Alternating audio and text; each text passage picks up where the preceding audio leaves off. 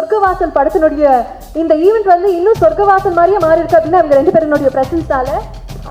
Sorry, பதட்டத்தில் ஒன்றே ஒன்று விட்டேன்.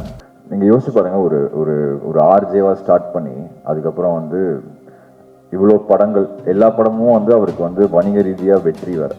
அவ்வளோ படங்கள் அவர் அதில் எவ்வளோ எஃபர்ட் போடுவார், not just as a hero ஒரு ஆக்டர் ஆர் சம்திங். அதில் வந்துட்டு அவ்வளோ அதோட ஸ்கிரிப்டோ டைலாகோ அது எல்லாமே அவர் எவ்வளோ இன்ட்ரெஸ்ட் எனக்கு நல்லாவே தெரியும்.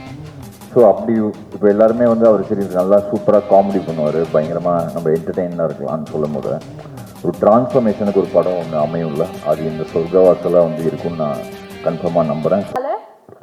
சாரி, பதட்டத்தில் ஒன்றே ஒன்று விட்டேன். செல்வானா அவர் வந்து இந்த ஃபிலிமுக்கு வந்து ஒரு பில்லர் மாதிரி, என்னோட கெரியராக இருக்கட்டும், என்னோட மியூசிக்காக இருக்கட்டும், அதில் வந்து நிறையா ஷேப் பண்ணது வந்து செல்வானா also. I owe him a lot and